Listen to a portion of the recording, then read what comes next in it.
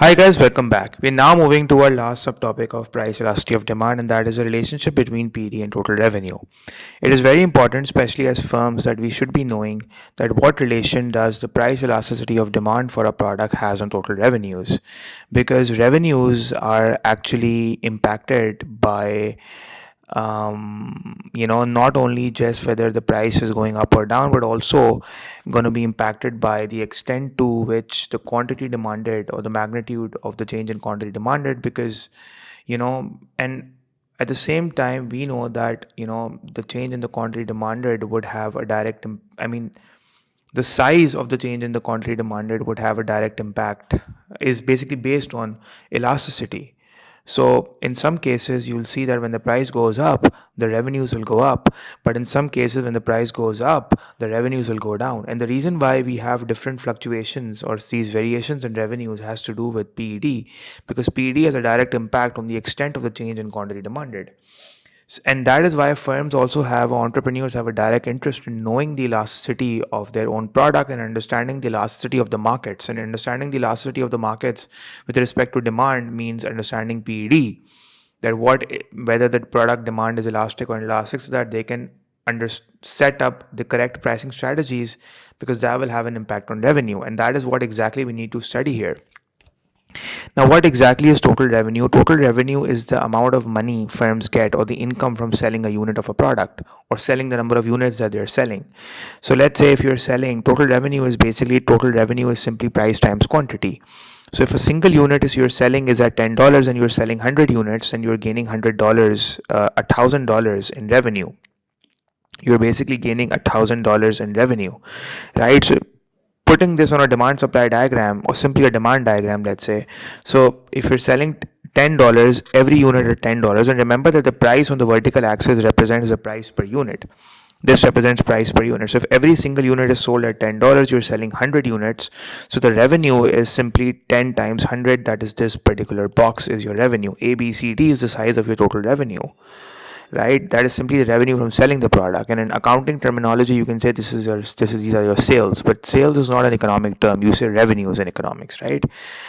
So ABCD is representing your total revenue, and this is simply the area of the box, that is length times breadth, and the length is $10 while the breadth is 100, so it's $1,000 of revenue worth gained, and this is ABCD is the area of your revenue.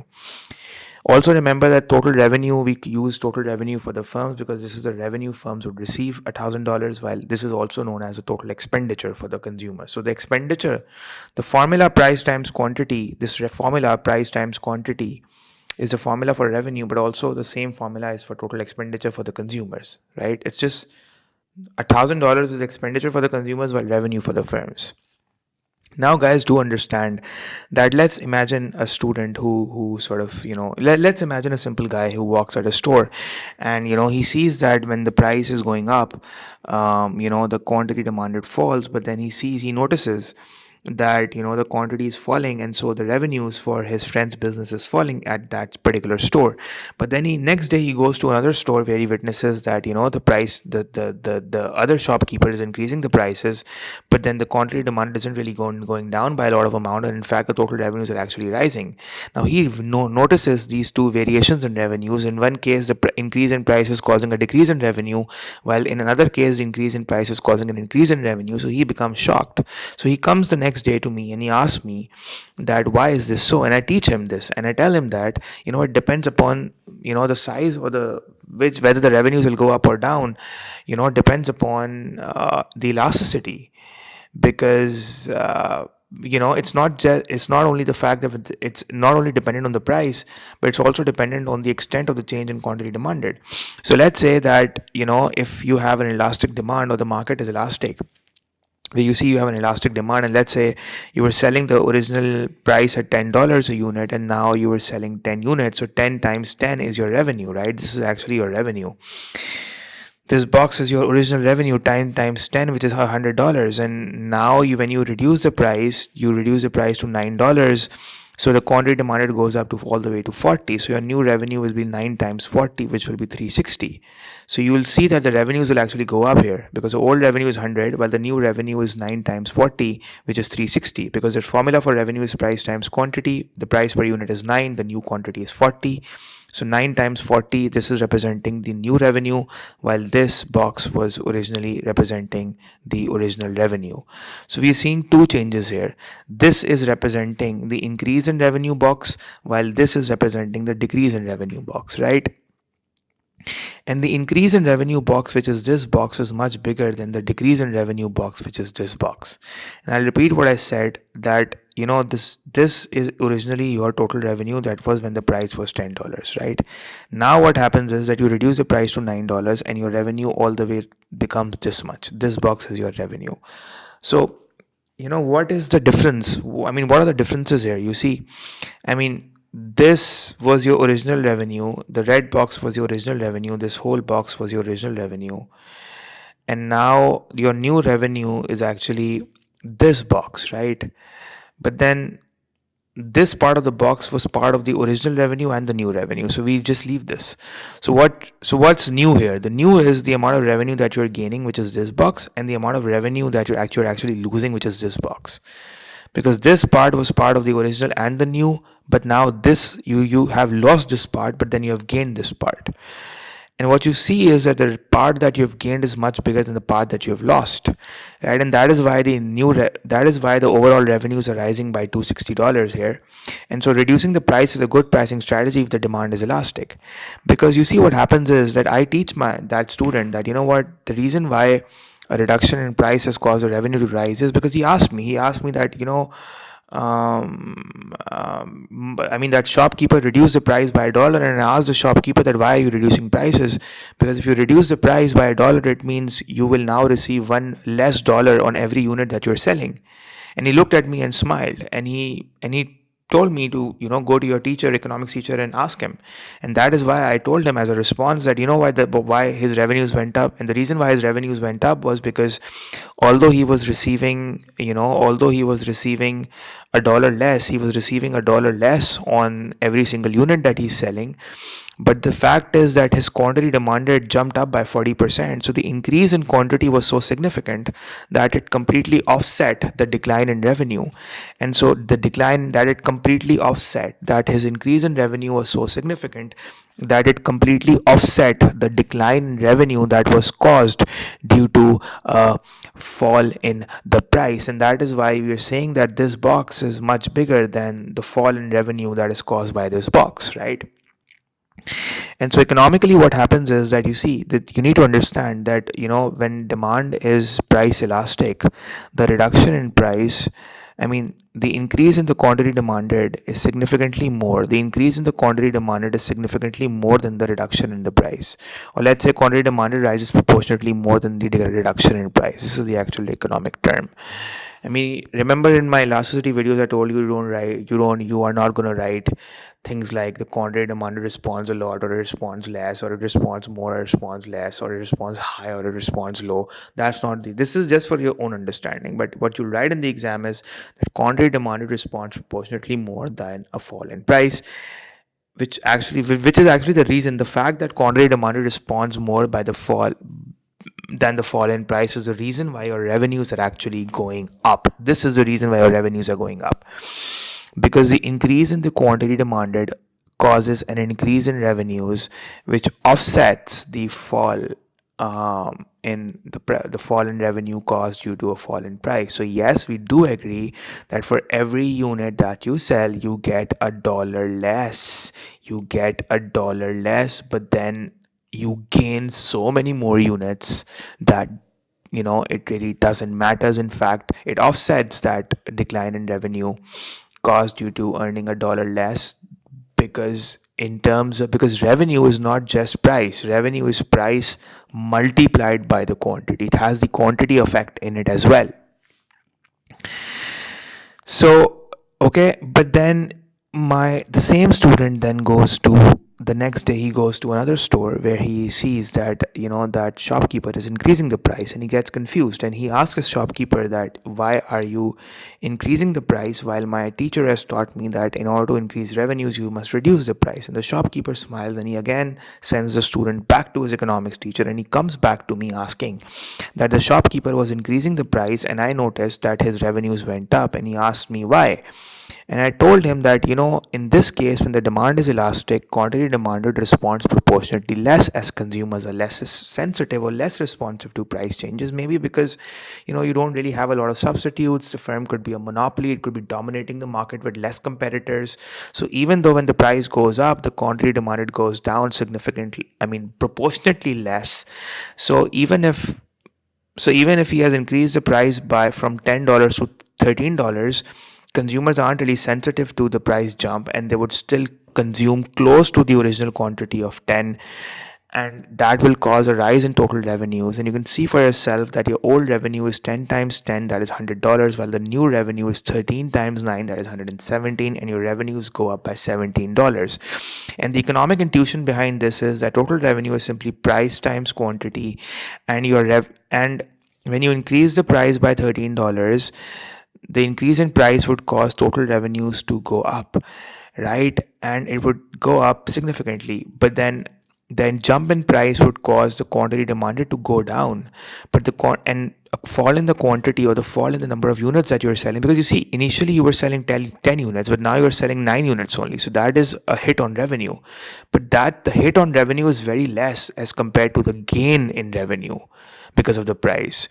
So the decline in revenue because of a decline in quantity is quite less than the increase in revenue because of an increase in price. And so the increase in revenue due to the increase in price dominates the fall in revenue due to a decline in quantity, because the demand is inelastic and quantity demanded responds proportionately less to a price rise.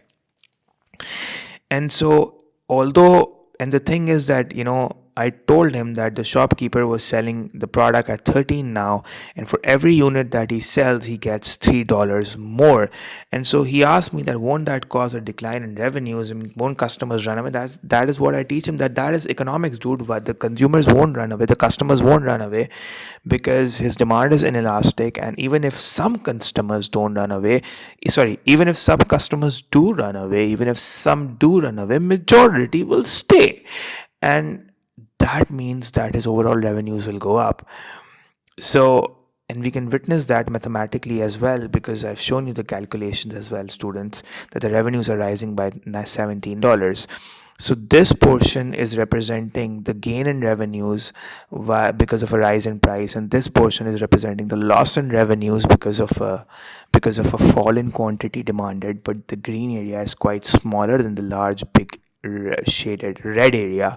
So overall, your revenues are rising, right? And now on the third day, the same student then walks to another store in the market, and he sees that, the price is going up. And so he feels happy for that shopkeeper, because the shopkeeper is his another friend. And he thinks that, increasing the price will cause an increase in revenue, because he just witnessed that yesterday over here, that increasing the price was actually increasing the revenues in this case. But then he just realized that when the price went up on the same day, the sales went down, because, instead of 10 consumers buying the goods, only 5 were bought, or 5 units were bought instead of 10 units, let's say. So his revenues went down. He got confused. He came back to me asking me this scenario, and I taught him that, you see, when the demand is inelastic, quantity demanded falls by a smaller proportion than the change in price or the rise in price, and hence total revenue rises if the price is going up. But if the demand is elastic, consumers are very much sensitive to price changes. They're responsive to price changes. And this could possibly be because the good has a lot of substitutes in the market and alternative rivals in the market or competitors in the market. So the moment you increase the price, let's say by 10%, because this is a 10% jump in price, so you're selling your product only by $1 more, but then it's only in your head. But for the consumer, it's not only. For the consumer, why would they pay $1 more for something that is identical to the other competitors? So since you have a lot of close competitors, not only do you have more substitutes in the market or competitors or rivals in the market, but they're also close to your goods that you're making, right?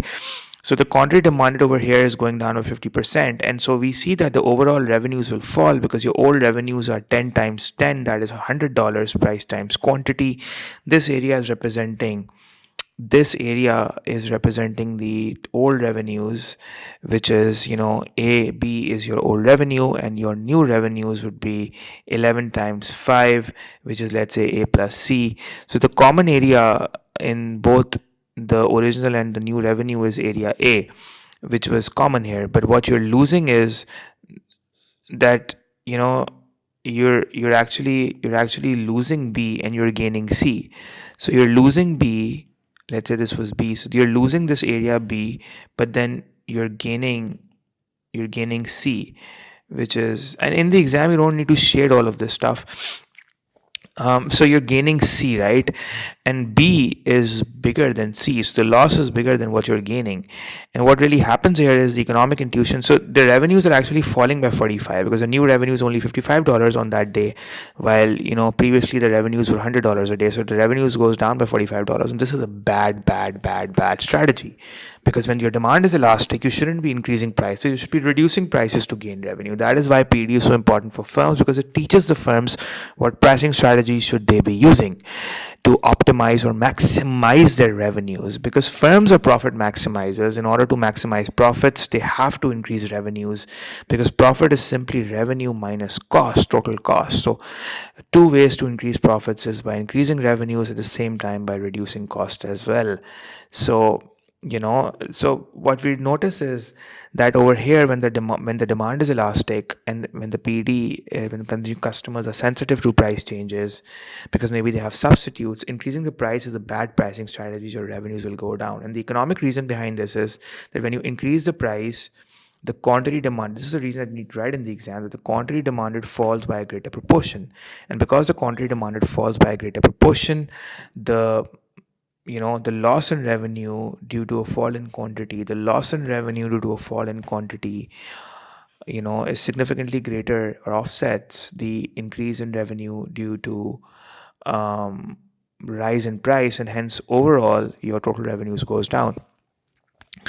So what insights do firms learn? The insights that firms learn is that if PD is greater than 1, increasing the price would reduce total revenues. Hence, we shouldn't be increasing prices. In fact, we should be reducing prices, because if PD is greater than 1, it is elastic. Reducing the prices would increase total revenues. So, right, because when you increase the price, you're actually going to sell for every unit. You're going to be selling, or you're going to be receiving more for every unit that you're going to be selling. But now you're selling a lot less units than previously. So overall, your revenues are falling, because revenues are simply price multiplied by quantity. Revenue has the impact of both price and the quantity in it, right? So if you increase the price, your quantity falls significantly, and so the fall in the quantity dominates the jump in prices, so overall revenues fall. And if you reduce the price when demand is elastic, the quantity demanded rises significantly, so the quantity dominates in this case, by causing the revenues to go up. And when the demand is inelastic, when PD is less than 1, reducing the price is a bad pricing strategy, because it causes total revenues to fall, because quantity demanded rises less proportionately than the fall in price. So you thought that reducing the prices would mean more customers, but the customers are not that sensitive to your product in the first place in terms of prices. So if you're slashing down prices, people are buying more of your product, but look at the amount by which they're buying more. They're only buying slightly more, and you just goddamn reduce the price so much, so your revenues has to go down, obviously, right? So the price goes down, the quantity goes up, but the quantity rises significantly less, or it but don't write significantly less, just write that it rises proportionately less to a fall in price, and that makes your overall revenues to go down. So reducing price in the case when you're dominating the market and you have very less substitutes is a bad pricing strategy. Your revenues will go down. While if the demand is inelastic, increasing the prices is in the best interest of the firms. It is in the best interest of the firms to increase prices, and hence your total revenues will rise in this case. Because when the demand is elastic, reducing the price would cause some loss of revenue, but the gain in revenue, because of a gain in quantity, is so significant that the quantity gain causing a gain in revenues dominates here.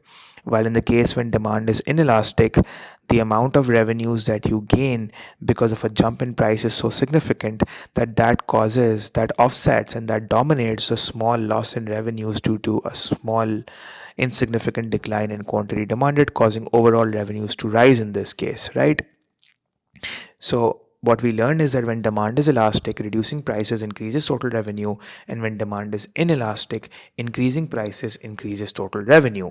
We also, another thing that I want to tell you before I end the video is that, remember when we were talking about unitary elastic demand in the previous videos, I taught you guys that for MCQ purposes, what you need to know is that when demand is unitary elastic, PED equals to 1, and you are drawing the demand curve looks like a rectangular hyperbola, and that is all what you needed to know. Another thing that you needed to know was, and that I was waiting for this video actually, that since in you see, why is demand unitary elastic? Unitary elastic demand is when PED, the formula is percentage change.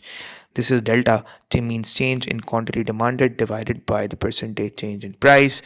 So if the price is going down by 20%, then the quantity demanded rises by exactly 20%, which means that the PED would actually be equal to 1, ignoring the minus sign.